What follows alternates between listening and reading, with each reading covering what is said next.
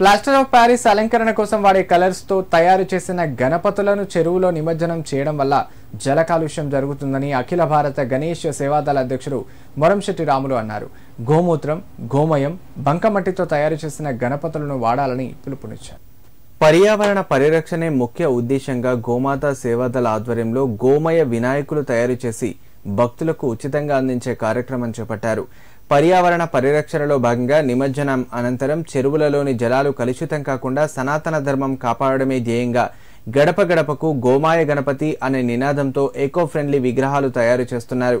ఈ తయారీ ప్రక్రియను మాజీ TTD board member Moramsetty Ramulu పరిశీలించి మాట్లాడారు. గోమయంలో ఎన్నో రకాల సూక్ష్మ జీవులను నశింపజేసే శక్తి ఉందని, గోమయం ద్వారా తయారు చేసిన గణపతులను చెరువులు నిమజ్జనం చేయడం ద్వారా నీరు కూడా శుద్ధి అవుతుందని తెలిపారు. తాము తయారు చేసి ఉచితంగా అందిస్తున్న గణపతి విగ్రహాలలో ఎలాంటి కెమికల్స్ వాడడం లేదని తెలిపారు. గణపతి విగ్రహాలను మొత్తం సున్నం, పసుపు ఉపయోగించి 2 రకాల రంగులలో తయారు చేస్తున్నామన్నారు. మట్టి గణపతి కావాల్సిన వారు నర్సాపూర్ రోడ్లోని ఎస్ఎస్ఆర్ ఆయిల్ మిల్లులో ఉచితంగా పొందవచ్చునని తెలిపారు. ఈ అవకాశాన్ని ప్రతి ఒక్కరూ వినియోగించుకొని పర్యావరణ పరిరక్షణలో తమ వంతు పాత్ర పోషించాలని కోరారు.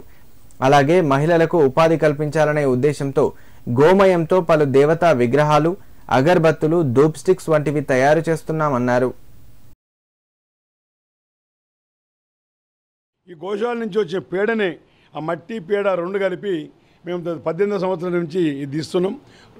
గోమయ్య వసత్య లక్ష్మి అనే కార్యక్రమం చేపట్టి తీసుకోవడం 2014-15లో పర్యావరణ పరిణామానికి సంబంధించి, ఎందుకంటే వెనకడ కూడా గ్రామాలలో చెర్లని మట్ట తీసుకొచ్చి మళ్ళీ చెర్ల వేసేవారు, పూడిక తీసేవారు కాదు, అప్పుడు జనరల్గా ఇదే తీసేవారు. కాబట్టి అదేవిధంగా నలుగు పిండితో పార్వతీమాత వినాయకుని తయారు చేసింది. కాబట్టి అదే మాదిరిగా మేము చేసుకుంటూ 18 మొదలు మట్టి గణపతి, మహాగణపతి, తర్వాత గోమయ వసతే లక్ష్మి, అంటే గోమయంతో చేసిన లక్ష్మిని చేసినట్టయితే పూజించినట్టయితే లక్ష్మి గణపతి అవుతుంది. కాబట్టి కార్యక్రమం చేపట్టినాం. ఈ సంవత్సరం దాదాపు 20 సంవత్సరాల నుంచి ఉచితంగా ఇవ్వడం జరుగుతుంది. వచ్చే సంవత్సరం నుంచి ఇంకా చాలామంది మహిళలకు ఉపాధి కల్పించాలన్న ఉద్దేశంతో ఈ సంవత్సరం నుంచే ధూప్ స్టిక్స్, తర్వాత జ్యోతులు, తర్వాత కుందన్స్, అలాగే పేడతో చేసిన రకరకాల దేవతా విగ్రహాలు ఇవన్నీ తయారు చేయడం జరిగింది. దాని మిషన్ కూడా ఏర్పాటు జరిగింది. 4-4.5 వేలు మట్టి గణపతులు కూడా రకరకాలు చేసినాం మేము.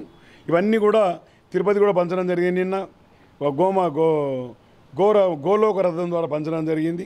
హుస్నాబాద్, హైదరాబాద్, కరీంనగర్, సిద్దిపేట, వివిధ ప్రాంతాలకు కూడా మేము ఇస్తున్నాం. ప్రకృతి పర్యావరణ పరిరక్షణలో భాగంగా ప్రకృతికి ఇబ్బంది జరగద్దనే ఉద్దేశంతో గోమయ వినాయకులను తయారు చేయడం జరుగుతున్నది.